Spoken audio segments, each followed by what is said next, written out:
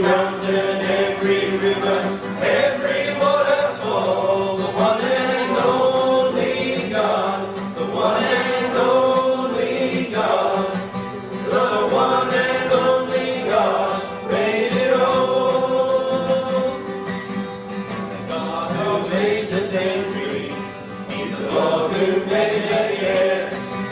He made this land a treasure, His glory's everywhere. Every mountain, every river, every waterfall, the one and only God, the one and only God, the one and only God made it all. Back to the chorus, the one and only God, the one and only God, the one and only God made it all. And water and people together in the right part for a land. But I just thank you, Father, for the way you made me. You gave me a mouth with a smile and eyes to see that you loved me more than any other creature. You gave me Jesus, that's the greatest feature, and that's just why I love you for making me me. Well, the kangaroo's an animal that only hops, the ones eating leaves in the trees. And the pig's got spines like a porcupine, but he only eats ants and bees. Well, the platypus was altogether different again. I think the Lord was having us free. Though it closes its eyes, it's in the water it's most at ease. Where the two ways meet, come this way, lots and lots of pleasures I will give to you today. But I said no, let Jesus here, let's see what He offers me. Tell me my sins forgiven, up there I won't be heaven, because that's the way for me. Well, that's it very often, it's really good to see you. So, thanks for having me. And before we start, I'd like to pray. I know I need that, and you might need it too. Let's start. Dear Father, we thank you for the wonderful love that you showed to us. Brent's already talked to us about the grace that we've been shown. We thank you for that too. We pray, Lord, that you will help us to have faith in you, and that faith will be strong, and we'll have direction, and we'll have purpose. We thank you, Father, for everything you do for us. We pray that we'll learn more about you this morning in your name. Amen. Speaking about learning more about the Lord, I always like to, when I come to a place I haven't been to for a while, is to do a bit of a test to see what level you're at, spiritually. Not just spiritually, but with your knowledge of the Bible. So, being a bit of a person who likes lollies, I use bribes, okay? But I'm not, I've got a bit of a sniffly nose, so I need someone to give these out. I wouldn't use my touch them. Yeah, probably an older person might do it.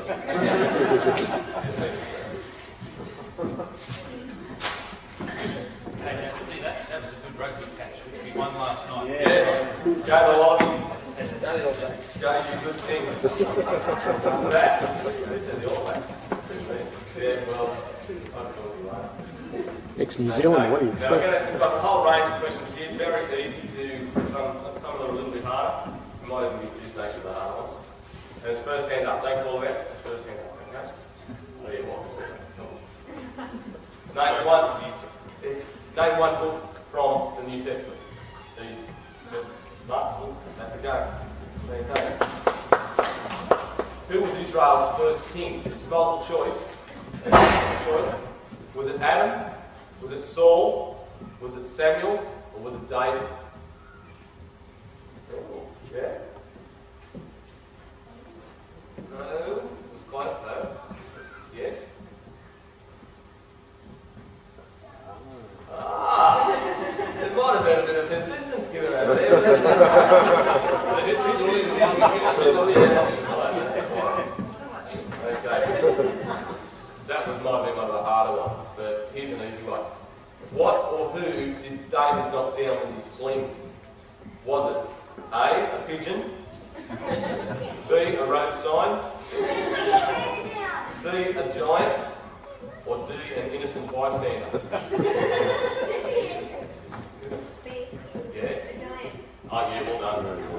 Are you sure? No way was he innocent. Which man was best known in the Bible for his great wisdom? Was it Samuel? Was it David? Was it Solomon? Or was it Daniel? Well, actually, I'll accept two answers. Okay? Yes? Well done. Outstanding.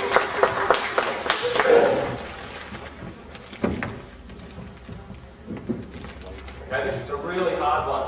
Alright, so I'm going to use names for this one. The prophet Elisha got upset once because A, his favourite footy team lost. Maybe we call it the All Blacks. B, his pet dog died. C, his sister had a fight with him. Or D, some kids called him Baldy. Yes. Absolutely right. Very good. Yeah, outstanding. That's true. Get the Hension bald head. That's what it says in the old. What were John the Baptist's clothes made of? Cotton, sheepskin, camel hair, or lycra? Someone who hasn't answered before? Have you answered before? No? Absolutely right. It's pretty sharp. Pretty sharp group, Alan. Good questions. This is the hardest question. Alright? This is two snakes. A lady in the Bible called Lydia had the job dyeing cloth. What colour? Was it purple? Was it yellow? Was it green? Or was it blue? Have you answered the question before? Yes. Well done.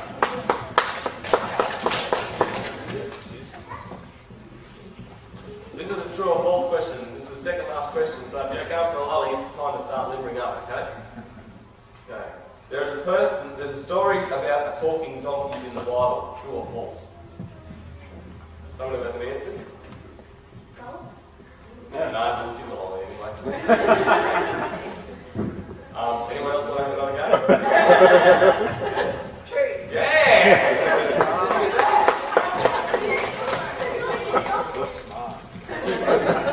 Final question. It's an easy one. Well, it might be a hard one. Depends whether you know it or not. Who closed the door of Noah's Ark? Was it Noah? Was it Noah's sons? Was it Noah's wife? Or was it God? Sarah? Sarah? Absolutely right. Well done. Sorry. Whoops. Let's look it up.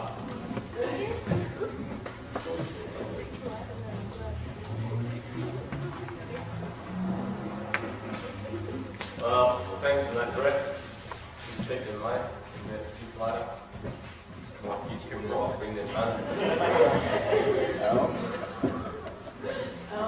That was just to put you in the mood. You've got a bit of a fun story this morning I want to talk to you about. It's a bit of a play act. I've enlisted the incredible talents of some other younger people up the back there.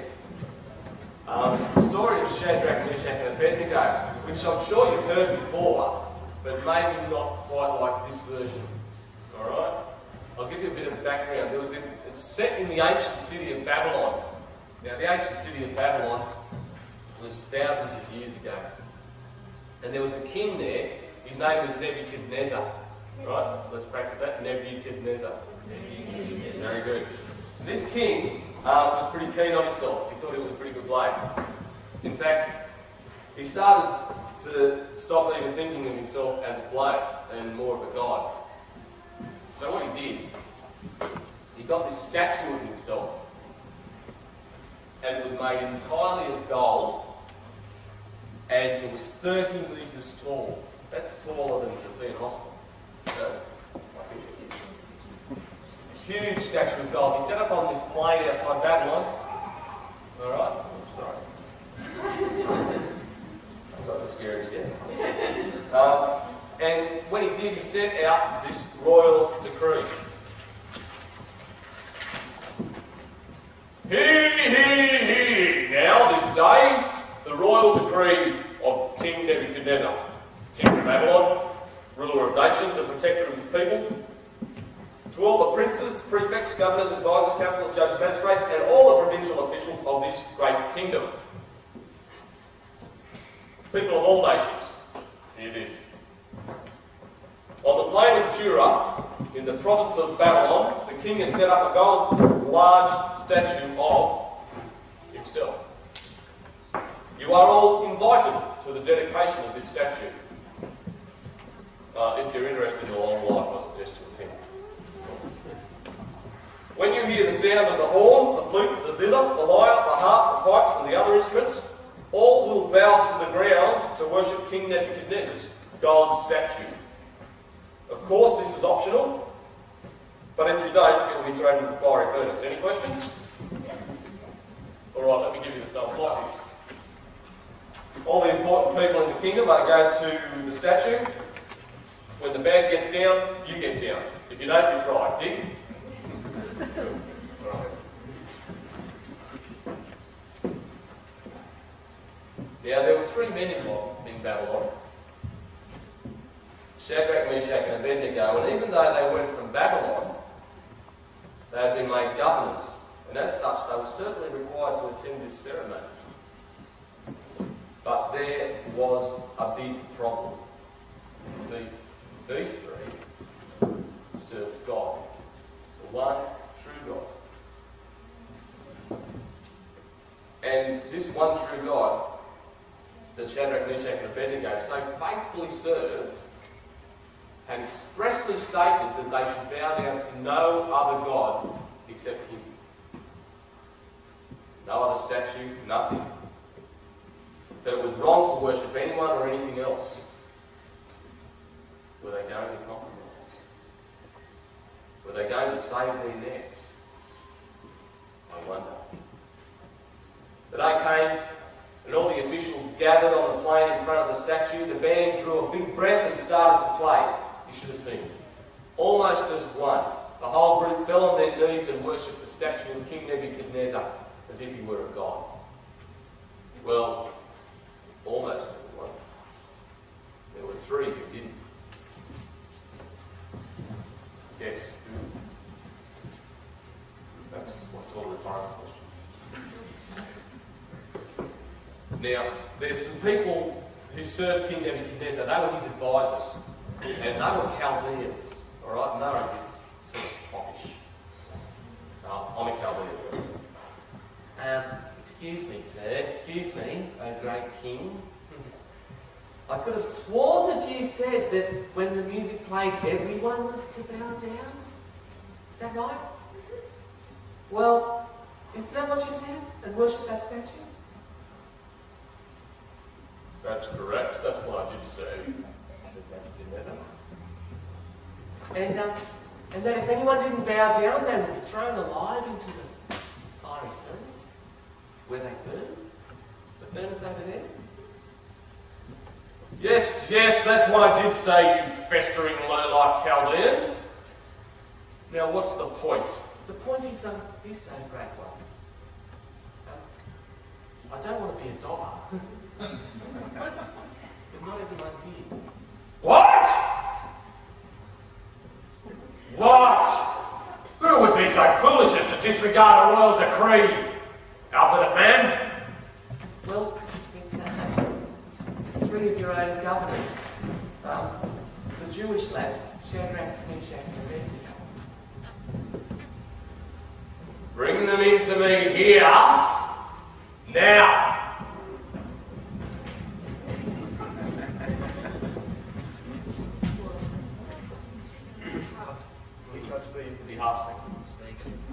Silence! What is going on here? Have you forgotten who I am? I've been told that you refused to bow down and worship my statue. Now, because I'm feeling generous, you're going to get one more chance. If when the music sounds again, you bow down and worship my statue, you get to live. But if you don't, you will be thrown alive into that fiery furnace, and there won't be a God alive who will be able to save you from that. Okay. Is that clear enough for you? Hey, Nebuchadnezzar, we don't even defend ourselves before you. If we're thrown into the blazing furnace, the God who we serve is able to save us. He will rescue us from your power, Your Majesty. But even if he doesn't, Your Majesty, we can be sure that we'll never serve your God or worship the gold statue you've set up. Ooh. Well, this, Nebuchadnezzar went sort of, ballistic. Tell us and scream! How are his two soldiers? Come in here now! You're to take these ignorant Jewish peasants and you're to throw them into the fire, personally. But before you do it, stoke it up 7 times hotter. You know what I mean? One flash and they're ash. Now get them out of my sights. Go! What are you waiting for? So Nebuchadnezzar's soldiers did what he had commanded. They made the furnace hot. Real hot. A little bit too hot for them. And they threw Shadrach, Meshach and Abednego deep into the midst of the flames. A little later, Nebuchadnezzar came down to inspect the damage. And he sent his advisors there with him. I've got some questions for you boys. Yes, sir. Anything, sire. First of all, what are those 2 black smouldering pieces of mess down there near the entrance to my furnace? Oh, that would be talus and scree, sir. It seems they made it a little bit too hot and got a little bit too close. Pretty done, good soldiers. Now my second question is, how many men did you have thrown into that furnace? Oh, sir, that would be 3. Shadrach, Meshach and Abednego, as you commanded, sire. Well, answer me this. Why then is there 4 people in the furnace now? Is there a back door or something? And one of them's wandering around. He looks like a god. Looks like they're on an outing to the beach, not inside some furnace. Shadrach, Meshach and Abednego, servants of the Most High God, come out. And they did. And Nebuchadnezzar said, when Shadrach, Meshach and Abednego came out of the furnace, everybody inspected them. And they even smelt their clothes. They saw that the fire had not touched them. Not a hair on their head was singed, and their clothing wasn't scorched. They didn't even smell of smoke. Nebuchadnezzar said, "Praise be to the God of Shadrach, Meshach and Abednego. He sent his angel to rescue his servants who trusted in him. They defied the king's command and were willing to die rather than serve or worship any god except their own God. Therefore, I make this decree. If any people, whatever their race or nation or language, speak a word against the God of Shadrach, Meshach and Abednego, they'll be torn limb from limb, and their houses will be reduced to rubble. There is no other God who can rescue you like this." The story of Shadrach, Meshach and Abednego, you can find it. It's really in the Bible. Not exactly that version, but it's in the Bible in the book of Daniel. Have a look. It's an incredibly challenging book, and there's lots of great stories, especially towards the start of the book of Daniel. Daniel in the lion's den, and the way that these 3 actually became governors of Babylon.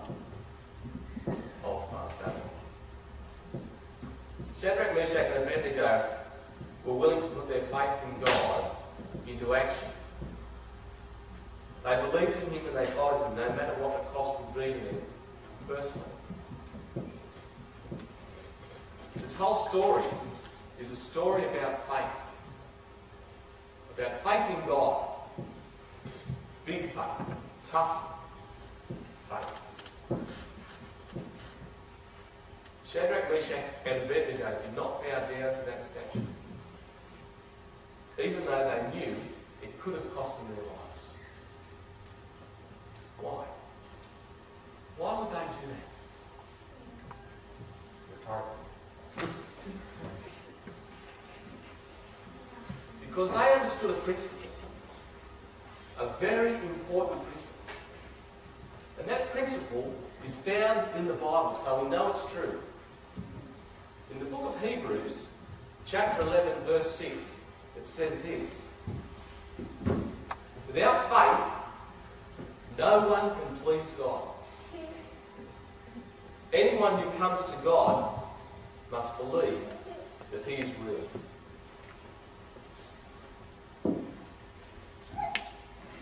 What do we believe? What do you believe?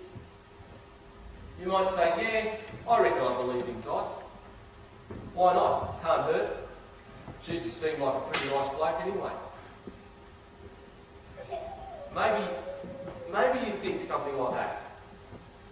That following God is like something you add to your life. Well, listen to the rest of the verse. I'll start at it again and I'll read the rest of the verse.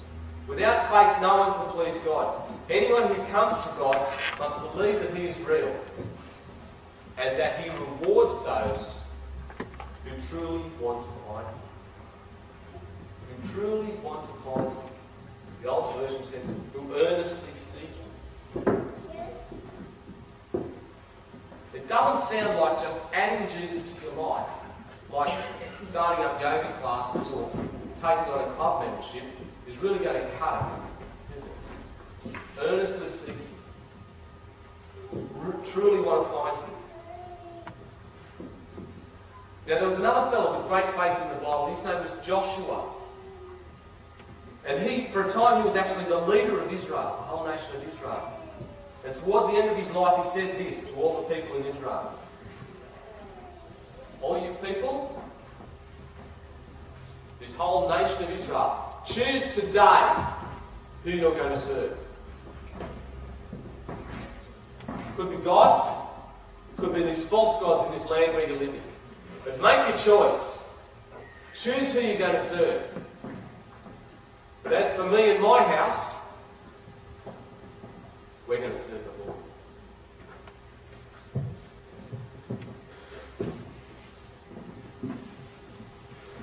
Which way are you going to jump? That's the question that we have to ask ourselves. Which way are we going to jump? Because it's not a matter of sitting on the fence. Sitting on the fence is very uncomfortable and all it gives you is sprints. Shadrach, Meshach and Abednego jumped one way. They chose full-on faith in God. What's your choice? That's the challenge before us. Choose wisely.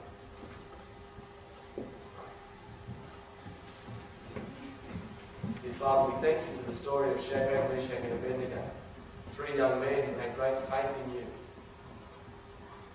We pray that we'll learn the lesson of that faith, that we'll understand a faith that goes so far as to trust you even with our lives. We pray most of all, Father, that we will look to you to be everything that we need. We pray that we will choose to serve you. We will make the choice, the wise choice, the right choice, of having faith in God alone. Thank you.